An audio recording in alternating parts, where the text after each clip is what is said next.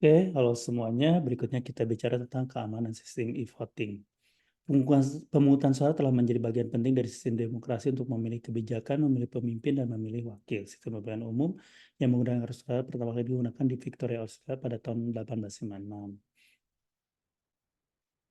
Pemungutan suara berbasis elektronik atau sebagai kita kenal sebagai e-voting nampaknya menjadi pilihan yang lebih menjanjikan akan semakin banyak dan luasnya persebaran pemilih, aspek kehidupan sosial yang semakin kompleks, dan kebutuhan untuk mengatur proses pemungutan suara dengan cepat dan efektif.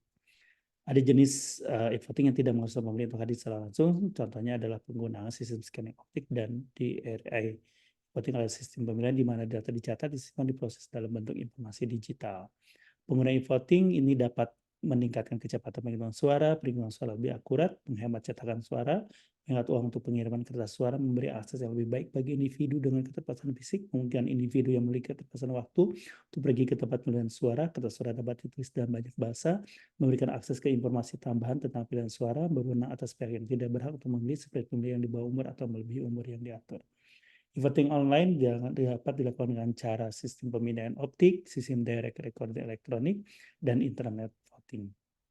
Beberapa negara, termasuk Indonesia, sudah mengimplementasikan e-voting. Sebagian besar negara percaya bahwa e-voting akan menjadi lebih umum 10 tahun mendatang. Pemilih mungkin puas dengan kemudahan e-voting, e-voting dapat memenuhi kebutuhan masyarakat dengan keterbatasan fisik.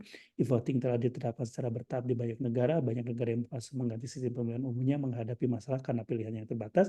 Sistem voting layers itu menarik perhatian banyak negara. Persyaratan keamanan e-voting, menjaga kerahasiaan, integritas, ketersediaan terhadap sepeda sesuai dengan aturan. Adanya privacy accountability yang fokus pada upaya mencegah orang yang tidak berhak mengakses informasi Anda. Integrity menyatakan bahwa data tidak boleh diubah tanpa izin pemiliknya. Authentication berkaitan dengan memastikan bahwa informasi benar-benar asli, bahwa orang yang mengakses atau memberikan informasi adalah orang yang benar-benar dimaksud, atau bahwa server yang kita hubungi adalah server yang benar-benar asli. Availability artinya kesediaan yang mengacu pada kemampuan untuk mendapatkan informasi ketika dibutuhkan.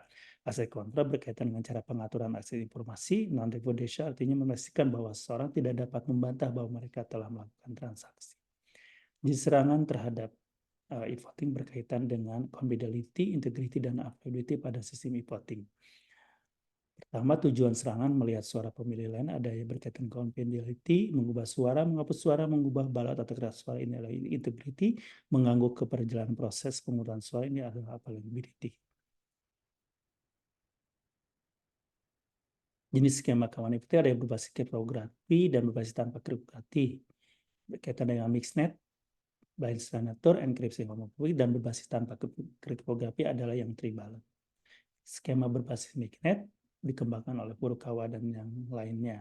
Dalam sisi ini, kunci untuk merisi diberikan kepada beberapa entitas yang disebut mixer untuk memastikan anonimitas. Ada 5 entitas, ada Election Policy Committee, Voting Center, Shopping Management Center, Shopping Center Mixer, dan Voter. Kemudian juga berkaitan dengan Komisi Politik Pemilihan atau IPC yang akan menentukan jumlah parameter yang akan digunakan dalam sistem kripto agama pada kurva elektif pada awal tahap persiapan. Kemudian ada skema berbasis blind signature yang mengusulkan skema berbasis tanda tangan buta jika ini dapat menyelesaikan masalah privacy. Pola ini terdiri dari administrator, penghitung, pemilih, dan komunikasi anonim antara pemilih dan penghitung. Adanya persiapan administrasi pemungutan suara, pengumpulan, pembukaan suara, dan penghitungan suara. Kemudian juga ada yang berkaitan dengan skema berbasis enkripsi homofobik yang berkaitan dengan menggunakan agama juga, balot yang diskresi dimasukkan ke dalam bulletin board, semacam kanal broadcast yang dapat diakses oleh publik secara terbuka, tetapi tidak yang dapat menghapus atau para pemilih yang memilih. Kemudian skema berbasis tribalot, ini yang diusulkan River untuk digunakan pada sistem voting berbasis kertas. Sejumlah penelitian telah menunjukkan bahwa metode itu dapat diterapkan pada sistem voting elektronik. Saat perwakilan pemilihan memasukkan kunci private-nya untuk mendeskripsi semua balot, proses perhitungan suara dapat dimulai. Hasilnya dapat diberikan pada bulletin board sehingga pemilih dapat juga melakukan verifikasi. Demikianlah penjelasan tentang keamanan dari sistem e-voting. Terima kasih.